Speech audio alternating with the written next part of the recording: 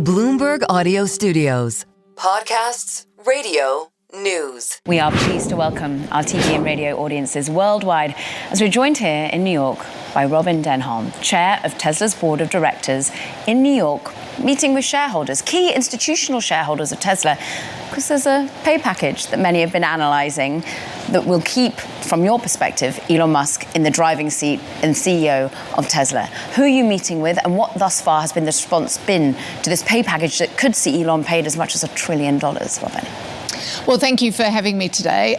Yes, as part of our annual shareholder meeting, I meet with the top investors in Tesla on the institutional side, and obviously also talk to retail investors through forums like this morning to encourage everybody to vote, but also to answer any questions that they have.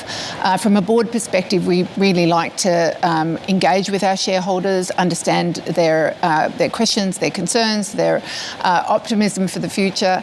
And so it's a really important part of the process we go through on a quarterly basis, but also with the proxy on an annual basis as well. So the initial feedback, is it one of optimism around the pay package? We've heard from Glass Lewis, from ISS, which have said they're not in agreement with the way in which the pay package is thus formed. The key concern seems to be the sheer amount of money going to Elon Musk, if indeed he achieves all of those key milestones.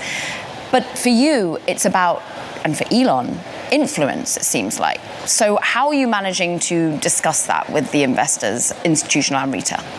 Yeah, so firstly, it is a performance package. So he gets nothing if he doesn't perform against the pretty audacious milestones that are part of the performance criteria that's been outlined by the board in the performance package. So I think rather than compensation, it's actually about the performance and the goals that we have for the company as we move forward.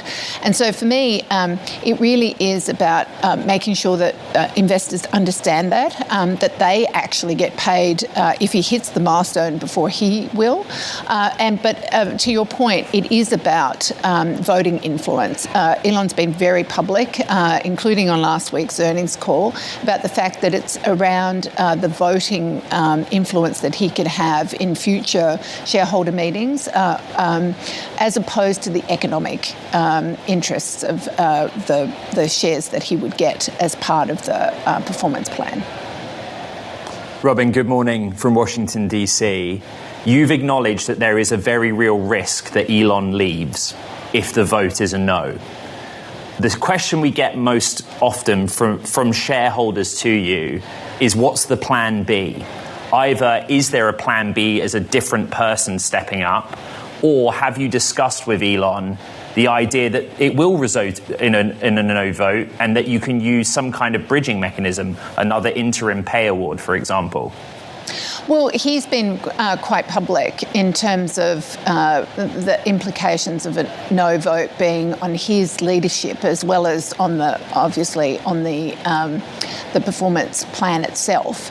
And so from our perspective as a board, we obviously take our fiduciary responsibilities really seriously to all shareholders, and having a succession plan, those types of things are things we've discussed on an ongoing basis, particularly if something untoward were to happen.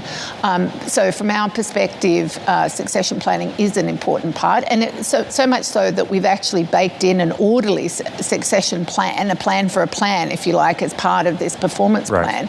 So the last two tranches of the performance plan are unlocked by having a robust performance plan succession plan that Elon would be part of.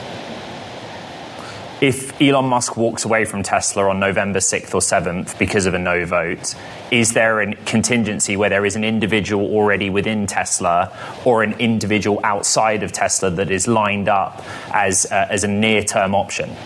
Yeah, so from our perspective, the most important thing at this point in time is making sure that we're explaining all of the items on the shareholder agenda for the annual shareholder meeting, making sure that institutional investors, retail investors have their questions answered. That's our most important thing right at this point. And we are only... Well, Robyn, that is their question. Who's the backup plan is the question that they're asking you. Well, there is no other person that is Elon. We think that he is the right leader for the company over this next decade and delivering the plan and the opportunities ahead of us. So it's about how do we create the most value for the company and for our shareholders over this next period of time. And he is the right leader for us over this next decade. Can you give me a sense of probability if the vote is no?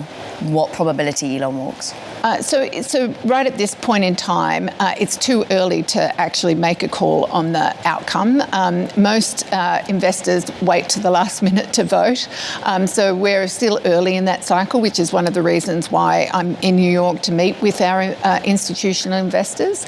And we'll get a better sense, as the votes come in. And some institutions are more public than others in terms of how they're going to vote. So yesterday there was a public announcement by the pension fund in Florida. And so other investors will start to make their votes public as well. But if it's no, the probability that Elon goes, 100%? Well, time will tell. But he's been very, very public in terms of, it would be more of a say on his leadership over this period of time, not just about the performance plan itself in terms of a no vote. Yeah. Robyn, you've been generous with your time. We've already spoken with you in September at length about the goals that you've set for Elon Musk. But one of the things that came out of that from, again, the shareholder base is why are the energy products not as strictly mandated to Elon?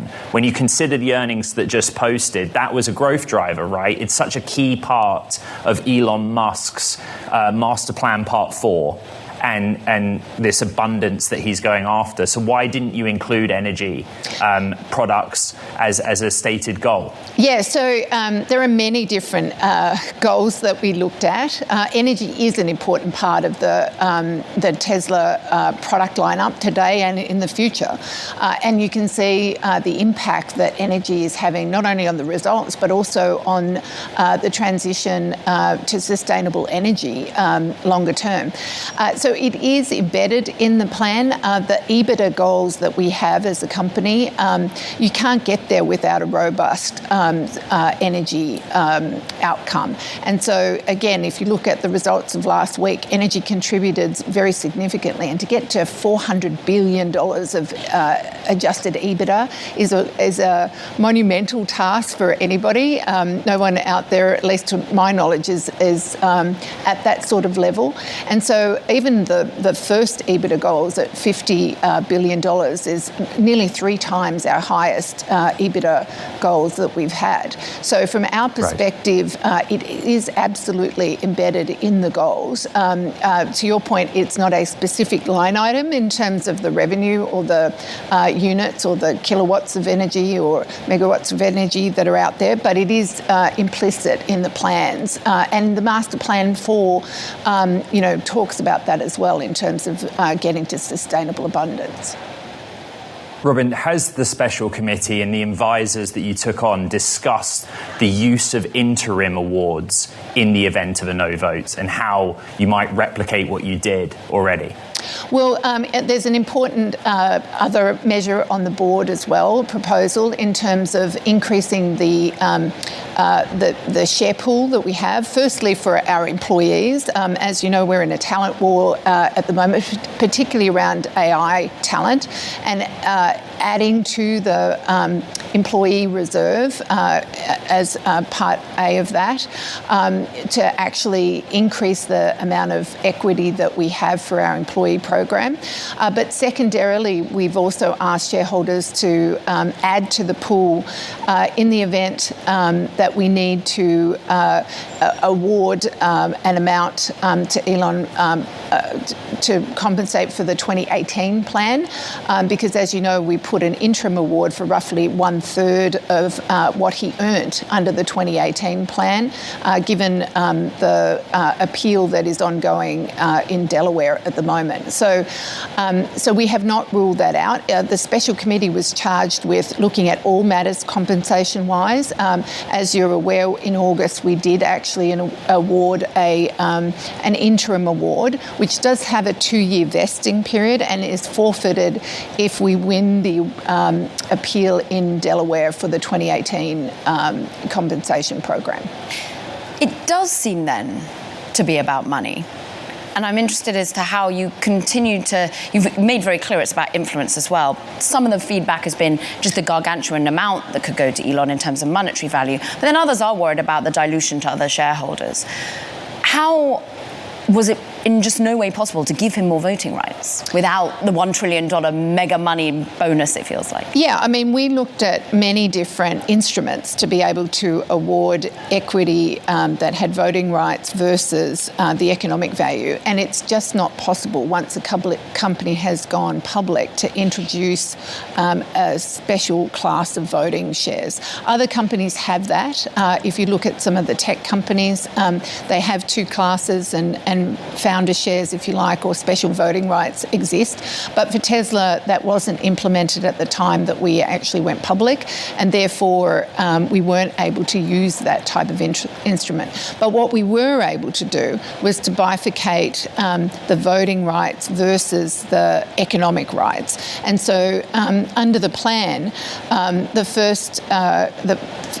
all the awards have voting rights that are earned first, and then the economic rights happen, 7.5 years later in the first instance, or 10 years later. So it really isn't about the economic or monetary value, it's more about the voting rights. And if there was a different mechanism that was available to us, we may have used that. But we had many experts look at it over an extensive period of time, and we were not able to come up with something that would enable us to do that. We are speaking with Robyn Denholm, chairperson of the Tesla Board of Directors, of course. And Robyn, what's so interesting is Elon's made very clear why he wants influence. And in the earnings call, he was saying he's worried about this army of robots that he is creating and then not having the influence if something went untoward. His concerns about AI have been well documented. But why is he the right person to have influence, to have more than 25% voting control? I think there's not another person on the planet that has the skill set that Elon has, both in terms of the manufacturing prowess that we've developed and he has developed over many years, but also around AI. That confluence of those technology skills, I think there are very few people that have that. And therefore, obviously, looking at the risks associated with new technologies and risks that haven't even yet emerged around those technologies, I think he is the right person, not only to take advantage of the opportunities for the company ahead of us, but also to make sure that there are not the pitfalls of new technologies that could happen. Right. Obviously, the board plays a role in that as well, and as from a governance perspective, looking at the types of evil that could be done with different types of technology is part of our purview as well. And it is why we have such a phenomenal board with the skill sets that we have, both from a technology perspective, but also from a governance perspective. And so we play a role, but obviously the CEO, the management team play an even bigger role on safeguarding companies. And safety is a huge priority of ours as a company. And so when you're developing new technologies that other people have not yet developed globally, it is important to make sure that you have the right framework in place. Robyn, final question from the shareholder base is, did the situation around the 2018 package, Chancery, Delaware situation, mean that the board had to hold off on authorising any other investments or big strategic shifts? No, I don't think so. I mean, obviously, we take into account a whole bunch of factors as we're working through strategy and different alternatives the company has ahead of us. But clearly, the Delaware situation was disruptive, but not disruptive from a strategic point of view. Making sure that we have an eye on the future and the evolution of the company over the long term, I think, is something the board is focused on, but also something the management team is focused on. Robyn Denholm, Chair of Tesla's board, thank you very much. Thank you.